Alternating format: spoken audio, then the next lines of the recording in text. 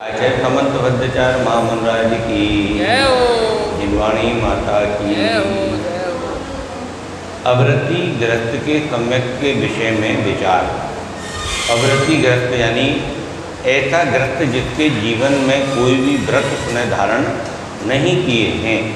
यहाँ कोई प्रश्न करता है, समस्त परिग्रह के त्यागी मुनीश्वर साधु हैं, उनको तथा त्यागी ग्रस्तों को तो शंका रहितपना तथा वांछा का अभावपना हो सकता है, किंतु व्रत रहित ग्रस्तों को निशंकितपना और निकांचित कैसे हो सकता है।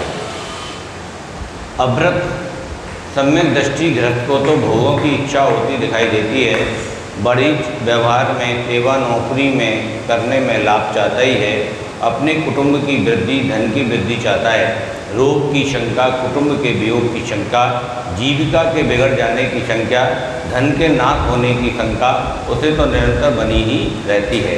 तब उसे निशंकनापना और निर्वाच्यपना कैसे होगा और निशंकित निकांचित भाव हुए बिना सम्यक कैसे होगा। इसलिए अवृत्तिग्रस्त को सम्यक होना कैसे संभव है। यहाँ पर आचार्य भगवान कह रहे हैं कि जो अवृत्तिग्रस्त है, ऐसा ग्रस्त जिसके जीवन में कोई व्रत नहीं है, वो जब तक उसके जीवन में व्रत नहीं है तो निशंकित और निकांक्षित, ये पहले दो चरण हैं सम्यक दर्शन के। निशंकित और निकांक्षित किसी भी ग्रस्त के जीवन में यदि वो अवृत्ति है तो लगातार उसके जीवन में हर तरह का भय रहेगा। यदि उसने सम्यक दर्शन के पहले दो अंग निशंकित और निकांक्षित, इसके ऊपर श्रद्धा नहीं किया है या इसको अपने आत्मा में धारण नहीं किया है, तो उसको हर वस्तु में भय की व्यवस्था दिखाई देगी। हर जगह उसको शंका दिखाई देगी कि ये होगा नहीं होगा, इसके पीछे कहीं भी जा रहा है तो एक्सीडेंट का भय, काम के बिगड़ने का भय।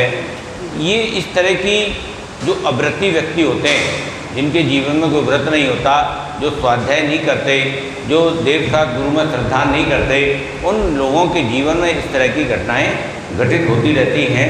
तो ये कह रहे हैं कि जो अवृत्तिग्रस्त है उसे सम्यक दर्शन नहीं हो सकता। उसका उत्तर ऐसे जानना चाहिए, जो सम्यक होता है वो मिथ्यात्व और अनंतानुबंधी कथाएं का अभाव होने पर होता है। यानी सम्यक्त का द्वार जब तक नहीं खुलेगा, जब तक आप अपने जीवन में से, अपनी आत्मा में से मिथ्यात्व और अनंतानुबंधी कथाएं का अभाव नहीं करेंगे, उनको कम करने का प्रयास नहीं करेंगे। खत्म तो नहीं होता, समाप्त तो नहीं होता, लेकिन ये जो मिथ्यात्व है और अनंतानुबंधी कथाएं है, क्रोध मान माया लोभ, अनंतानुबंधी तीव्रतम, इसको यदि हम लोग कम नहीं करेंगे तब तक हमारे लिए सम्यक का द्वार खुलने वाला नहीं है। सम्यक कोई ऐसा द्वार नहीं है कि बस हमने ये सब ऐसा लगा कि हमने मिथ्या खत्म कर लिया और अनंतानुबंधी कथाएं खत्म कर लिए और फटाक से सम्यक दृष्टि हो गई। ऐसे नहीं होता, बहुत लंबी प्रोसेस है, बहुत लंबी तपस्या है। यानी कितने भव लग जाते हैं सम्यक दर्शन, छायक सम्यक दर्शन होने में, तब ये जाके छायक सम्यक दर्शन हो पाता है। जो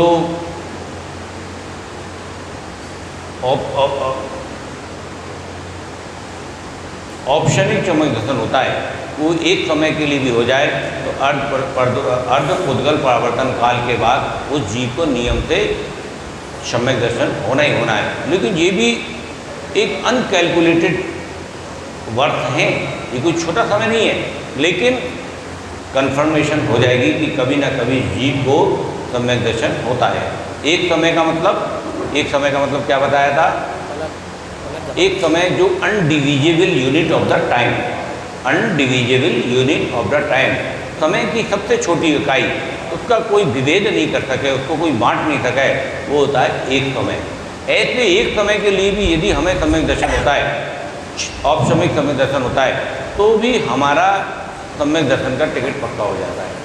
और वो कब होगा, कैसे होगा, हो जाएगा, लेकिन प्रयास करते रहना चाहिए। इसलिए आचार्य भगवान ने कहा, मिथ्या और अनंतानुबंध के कथाओं को अपने जीवन में से कम करने का प्रयास करो, हटाने का प्रयास करो, समाप्त करने का प्रयास करो। अभ्रत सम्यक दृष्टि गृहस्थ के मिथ्यात्व का अभाव हुआ है और अनंतानुबंधी कथाएं का अभाव हुआ है। मिथ्यात्व के अभाव से तो सच्चा आत्मतत्व और पर तत्व का सिद्धांत प्रकट हुआ है। अनंतानुबंधी कथाएं के अभाव से विपरीत राग भाव का अभाव हुआ है और ज्ञान सिद्धांत की विपरीतता के अभाव से इस लोक भय, परलोक भय, मरण लय आदि 7 तरह के जो भय होते हैं अभ्रत सम्यक दृष्टि के नहीं है। ये सब जो अभ्रत सम्यक दृष्टि है, जो सम्यक दृष्टि तो सम्यक दर्शन के राह पर तो चल रहा है लेकिन उसके जीवन में कोई व्रत नहीं है, तो उनके जीवन में इस तरह के इसी कारण से वह अपने आत्मा का अखंड अविनाशी टंकोण उत्तीर्ण ज्ञान दर्शन स्वभाव का सिद्धांत करता है। पर वस्तु की वांछा रूप जो भीत रखता उसका अभाव होने से समझ इंद्रियों के विषय में वांछा रहते हैं। स्वर्ग लोक में उत्पन्न हुए इंद्र और हेमेंद्रों के भी विषय भोग को विष के समान धातु उत्पन्न करने वाले जानकर कभी स्वप्न में भी उनकी वांछा नहीं करता। सम्यक दृष्टि जीव स्वर्ग के सुखों की भी इच्छा नहीं करता है। अपना आत्मधीन निराकुल लक्षण रूप अविनाशी आनंद ज्ञान आनंद ही को सुख मानता है। किसको सुख मानता है? जो आत्मा का आनंद है, अविनाशी आनंद है, वो जानता है कि ये आत्मा अविनाशी है, अनंत ज्ञान है, इसके अंदर अनंत बल है, अनंत सुख है, उसको जानता है, वही उसका सच्चा सुख उसको मानता है। अपने शरीर को तथा धन संपत्ति आदि को कर्म उदय जनित पराधीन विनाशी रूप जानकर ये हमारा है ऐसा विपरीत संकल्प भी नहीं करता। यानी उसके जीवन में जब सम्यक दृष्टि सम्यक के पद पर बढ़ता है तो वो भेद विज्ञान की उसकी राह खुल जाती है और जहाँ भेद विज्ञान की राह खुल जाती है वहाँ अपना पराया उसके समझ में आ जाता है। अनंतानुबंधी कथाएं के उदय जनित विपरीत झूठा भय शंका पर वस्तु में वांछा अभ्रत दृष्टि अभ्रत सम्यक दृष्टि के कभी नहीं होती, परंतु अप्रत्याख्यान कथाएं संयोजन कथाएं हाथ रति अरति शोक जुगुप्सा स्त्री भेद पुरुष भेद नपुंसक भेद इन 21 कथाओं के तीव्र उदय से उत्पन्न हुए राग भाव के प्रभाव से इंद्रियों के दुख का मारा है। अतः त्याग करने के परिणाम आपते हैं। यद्यपि विषयों को दुख रूप मान जानता है तथापि वर्तमान काल का दुख सहने को समर्थ नहीं है। जो अभ्रत सम्यक दृष्टि होता है उसके अनंतानुबंधी कथाएं तो नहीं होती, लेकिन बाकी की जो कथाएं हैं उनको वो बच नहीं पाता और जो वर्तमान काल के दुख हैं उनको सहन करने में भी समर्थ नहीं है। जैसे रोगी कड़वी औषधि को पीना कभी भी अच्छा नहीं मानता, फिर भी दुख का सताया कड़वी औषधि को बड़े प्रेम से पीता है, किंतु अंतरंग में औषधि पीने को बहुत बुरा मानता है और विचारता है कब वह दिन आएगा जब औषधि का नाम भी नहीं लूँगा। इसी तरह अभ्रत सम्यक दृष्टि भी भोगों को कभी भला नहीं मानता, परंतु उसके बिना निर्वाह नहीं दिखाई देता। समझ रहे हो? तो अभ्रत सम्यक दृष्टि होता है, जो बिना व्रत वाला सम्यक दृष्टि होता है, वो ये तो जानता है कि ये जो भोग रहा हूँ मैं ये दुख देने वाले हैं, लेकिन उसके बिना वो रहता भी नहीं है।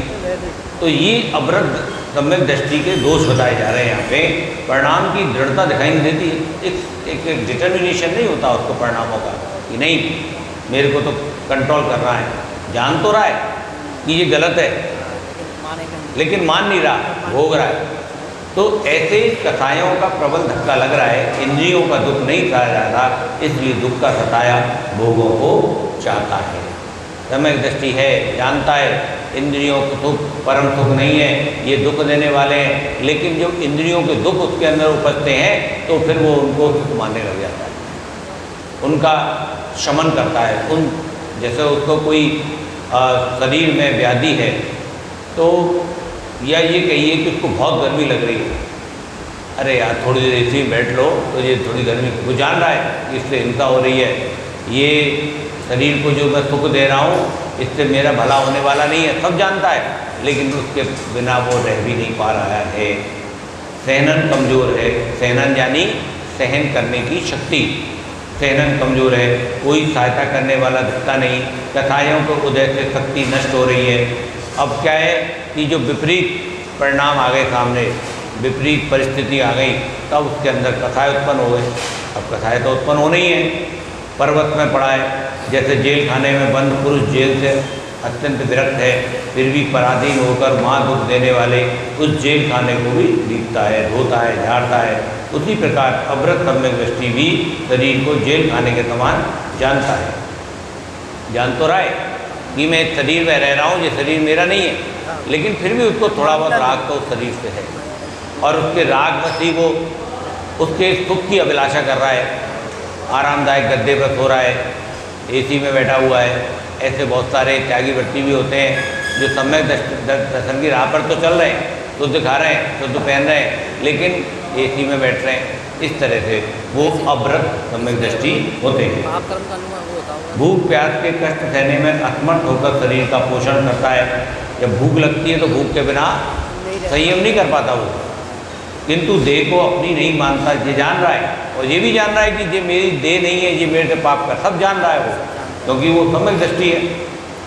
वर्तमान काल के दुख का उसे डर है, और उस दुख को दूर करने मात्र से अव्यक्त दृष्टि के वांछा है। कर्म के उदय के जाल में फंसा है, निकलना चाहता है, तथापि राग द्वेष अभिमान प्रत्याख्यान के उदय का प्रभाव ही ऐसा है कि वे त्याग व्रत आदि तो चाहता है, लेकिन वो त्यागी होने नहीं देते। जो अवृत सम्यक दृष्टि होता है वो भी चाहता है कि मैं त्याग करूं, मैं व्रत धारण करूं, लेकिन अब प्रत्याख्यान जो कथाएँ है वो उसको ये सब धारण करने नहीं दे रही है। उदय की दशा बड़ी बलवान है। संसारी जीव अनादिकाल से कर्म के उदय के जाल में निकल नहीं सका है। अतः जब तक शरीर का संयोग है तब तक शरीर के निर्वाह के लिए जीव का भोजन वस्त्र चाहता ही है। अब प्रत्याख्यान कथाएँ के उदय से लोक में अपनी नीची प्रवृत्ति के अभाव रूप उच्च प्रवृत्ति चाहता है। धन संपत्ता जीविका बिगड़ जाने का भय होता ही है। अपयश तिरस्कार होने का भय होता है। इंद्रियों का कष्ट सहने की असमर्थता से विषयों को चाहता है। अभी कथाएँ घटी नहीं, राग घटा नहीं, इसलिए आगे अधिक दुख होना दिखाई देता है, उसे टालना चाहता है। फिर भी राजभोग संपदा को दुख रूप जानकर उसकी चाह नहीं करता। ये इस प्रकार निकांचित अंग का रूप कहा। बोले शांतिनाथ भगवान की। या वाणी के ज्ञान से पूजे लोका लोको वाणी मंत्र धनु तदा दे।